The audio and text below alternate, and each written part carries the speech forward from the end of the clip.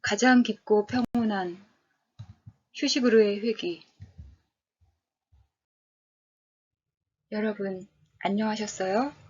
이시스입니다. 불면증 세 번째 이야기, 감정의 원인과 해결편. 오늘 계속하겠습니다. 끝까지 들어주시고 좋아요, 구독 잊지 마세요. 우리 신체에서 일어나는 일은 모두 메시지를 갖고 있어요. 배가 고프다는 것은 밥을 먹으라는 것이죠. 아랫배가 살살 아프다는 것은 배설하라는 것이고요. 그럼 불면증의 메시지는 뭘까요? 잠들지 마, 일까요? 그렇다면 왜 잠들지 마 라고 할까요? 위기 상황이라면 도망가 라거나 방어해 이런 뜻이겠지만 평범한 일상이라면 해결해야 할 일이 있어 라는 뜻이겠지요. 이건 우리 의식의 포커스를 맞춰 자기를 쳐다보고 살펴달라는 직면의 요구입니다. 아직 해결되지 못한 것이 있으니까 쉬러 가지 말고 그냥 놔두지 말고 이걸 먼저 해결해달라 하는 요구지요. 그래서 낮에 사람과 언쟁을 벌이는 등 크게 흥분한 일이 있었을 때는 그날 밤 쉽게 잠이 안 옵니다. 이는 자율신경계의 흥분 때문입니다. 커피를 마시면 잠이 잘 안 오는 이유와 같지요. 카페인의 각성 성분이 자율신경계의 교감신경을 항진시키기 때문입니다. 자율신경은 대뇌의 직접적인 지배를 받지 않기 때문에 생각이나 이성으로 즉각 통제가 안 됩니다. 그래서 낮에 흥분했던 일이 있었다면 이미 상황이 끝이 나서 이성적으로 정리가 됐다 해도 교감신경의 항진은 즉각 가라앉지 않습니다. 그래서 낮에 너무 좋은 일이 있었거나 감정적으로 부딪히는 일이 있었다면 잠을 자려고 누워도 신경계의 흥분 상태가 지속되고 있기 때문에 잠을 잘 수 없게 되는 경우가 많은 거죠. 좋지 않은 상황에 처해 있거나 마음이 예민하거나 신체가 취약한 사람은 자율신경계가 더 쉽게 흥분하거나 더 천천히 가라앉습니다. 만약 이런 일로 잠을 자지 못한다면 조금도 걱정할 필요는 없어요. 이건 일시적인 현상이고 원인이 뚜렷한 일이니까 질병이 아니에요. 사람이라면 언제든지 누구나 겪을 수 있는 보편적 현상입니다. 그냥 자율신경이 가라앉기를 기다리면 됩니다. 편안하게 시간을 보내세요. 비록 늦은 밤이라 하더라도 따뜻한 차를 마시거나 목욕을 하거나 좋아하는 영화를 보면서 그저 다시 편안함으로 회귀하세요. 편안함으로 돌아갈 때는 마음과 생각에 있는 것들을 내려놓아야죠. 아이가 진흙 속에서 놀다가도 집으로 돌아갈 때는 진흙을 털어내는 것처럼요. 그래서 만약 자려고 누웠는데 낮에 있었던 일이 감정에 계속 남아있어서 화가 나거나 슬프거나 두렵거나 짜증이 나거나 뭔가 할 말이 남아있어서 잠들지 못한다면 차라리 먼저 이걸 해결하고 자는 게 더 낫죠. 감정은 생각보다 더 깊고 더 자동적이고 더 나에 가까운 느낌이기 때문에 감정이 부딪히면 우리는 보통 내가 상처받았다고 여기게 돼요. 내가 상처받았다는 것을 우리 파충류 뇌는 가만히 있으면 내가 죽을 수도 있다 라고 여기기에 좀처럼 흥분 상태를 가라앉히지 않아요. 그러나 너무 늦은 시간이라 찾아가서 다시 따지거나 이야기를 할 수도 없을 거예요. 많은 경우 이야기할 타이밍이 지났거나 또는 뒤늦게 다시 이야기를 꺼내기가 어렵지요. 그래서 셀프 힐링이 필요합니다. 즉 스스로 감정 처리를 해야 하는 거지요. 상대에게 생긴 미움이나 분노, 그리고 나 자신에게 생긴 무력감이나 좌절감을 어떻게 해결해야 하는지에 대해서 어른들은 일체 가르쳐 준 적이 없어요. 우리는 어린 시절부터 능동적으로 감정을 처리하는 것을 배우지 않았지요. 부모님도 학교 선생님도 우리에게 감정적 스트레스가 생겨나면 그저 기껏해야 상황을 조용히 잠재우기에 급급했을 뿐이지요.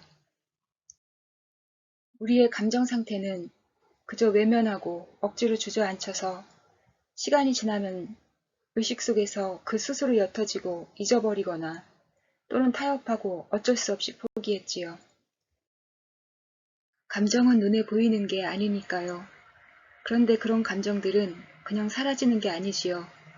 우리 무의식 속에 혼란과 고통의 기억으로 알게 모르게 고스란히 축적되고 있지요.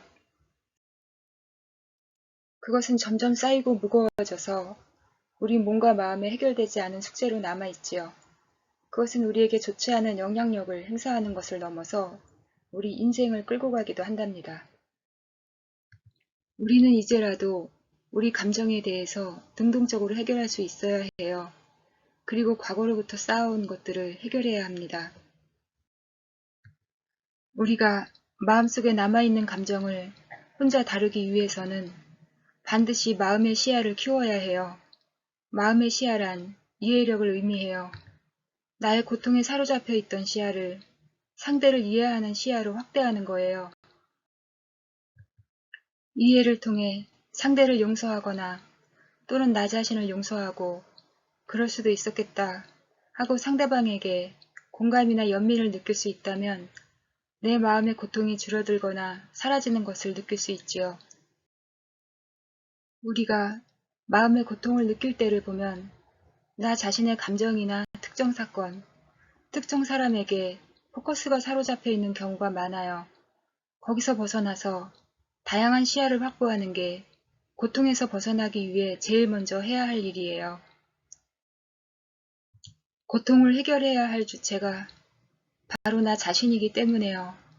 상처받은 희생자 모드로서 누군가 먼저 무언가를 하기를 기다리거나 해결과 책임을 상대에게 맡기고 있다면 내 고통은 언제 해결될지 몰라요. 사람은 모두 자기가 우선이니까요. 만약 이런 감정적 문제를 그대로 안고 잠이 들면 당연히 깊고 평온한 잠을 자지 못하게 되죠.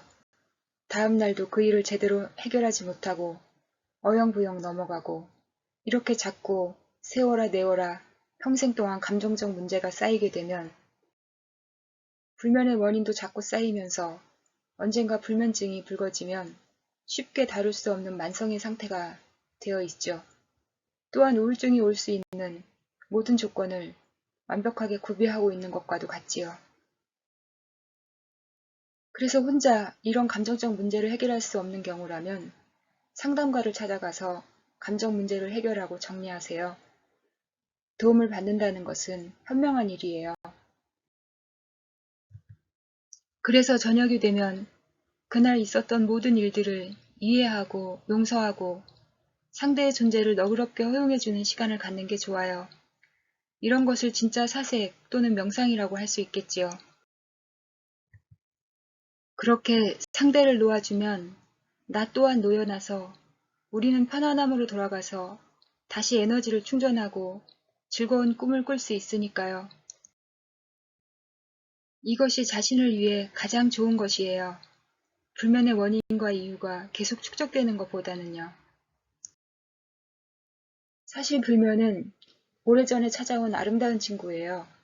이 세상에 태어나서 모든 것을 하나씩 배워갈 때 아마도 2살이나 3살쯤 되었을 때겠죠. 그때 잠을 자지 않고 어른들 곁에 깨어 있으려고 애썼던 것을 기억하나요? 그때 밤은 대단히 신비로운 세상이었고 잠결에 들리는 어른들의 목소리는 내일의 세상을 만들어내는 위대하고 은밀한 영웅들 그리고 마법사들이었지요. 사춘기 시절에는 아마도 그리운 친구에게 편지를 쓰고 싶어서 밤을 지새웠을지도 몰라요.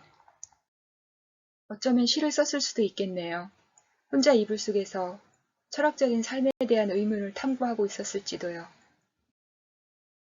성인이 되어선 사랑의 가슴앓이로 밤을 새웠을 거예요. 밤은 얼마나 많은 시와 문학과 사랑을 탄생시켰던가요. 지금 불면증이 있다고 불면증을 싫어하거나 두려워하지 마요. 우리는 아기 때부터 깨어있고 싶어 했잖아요. 그러니 아주 오랜 친구라는 것을 기억하고 그가 찾아오면 기꺼이 마음의 팔을 벌려 안아주세요. 그 친구를 싫어하고 거부하고 저항하면 그 친구도 내 적이 되어 오랫동안 나를 거부하고 싫어하지만 그 친구를 허용하고 수용하고 받아들이면 그 친구 또한 나를 수용하고 받아들이죠. 그러면 그 친구는 나에게 다시 삶에 대해 불타는 열정, 그리고 창의력과 함께 세상에서 가장 달콤한 꿀잠 속에 있는 무한한 에너지를 선물할 거예요. 그럼 여기서 이만 마칠게요. 저는 10여 년이 넘는 심리상담 경험과 8년이 넘는 자가치유 경험을 통해 제가 직접적으로 그리고 간접적으로 경험하고 그렇다, 정말 그렇다 하고 반복해서 알게 된 것들을 공유하고 있어요. 그러니 내 이야기가 당신에게 다가가고 스며들도록 허용하세요.